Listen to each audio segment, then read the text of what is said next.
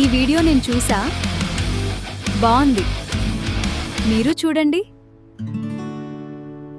పడుతుందా క్లారిటీ?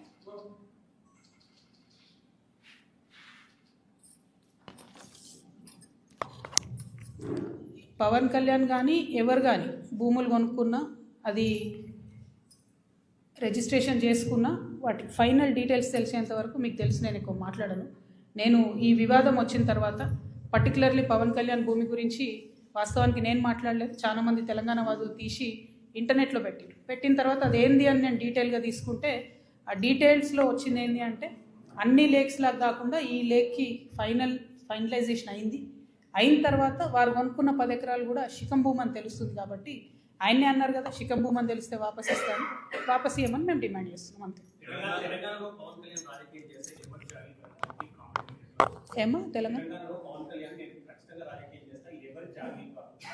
బరాబర్ మా జాగిరే కదా, తెలంగాణ ప్రజల జాగిరే కదా. పవన్ కళ్యాణ్ జాగిర్ అయితే కాదు కదా, పవన్ కళ్యాణ్ వాళ్ళ ఫాదర్ జాగిర్ కాదు కదా, మా జాగిరే కదా. మేం కదా కొట్లాడింది తెలంగాణ కోసం.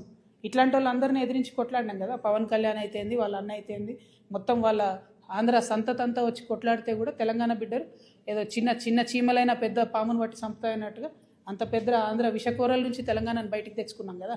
ఏం ఊరుకోము అంటే కొట్లాడినాం, మేము కడుపు కట్టుకొని కొట్లాడినాం కాబట్టి ఖచ్చితంగా కోపం వస్తుంది, ఖచ్చితంగా ఆవేశం ఉంటుంది.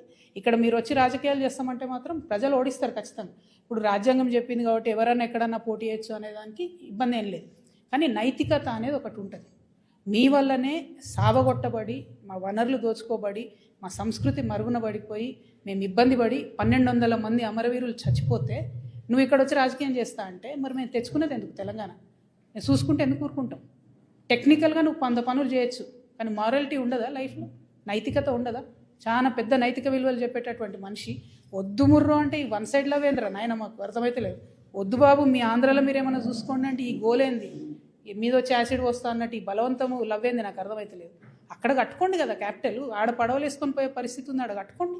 అక్కడ ప్రజలను బాగా చూసుకోండి, అక్కడ ప్రజలకు హెల్ప్ చేయండి, అక్కడ పేద ప్రజలకు పనులు చేయండి. అవన్నీ ఇట్సబెట్టి వచ్చి మా మీద పడి ఎందుకు? ఇక్కడ లేరా మా నాయకులు? మస్తు మంది ఉన్నారు కదా. మేమే ఎవరెవరం గెలుస్తాం, మేమే ఎవరెవరం చేసుకుంటాం. మా వాళ్ళు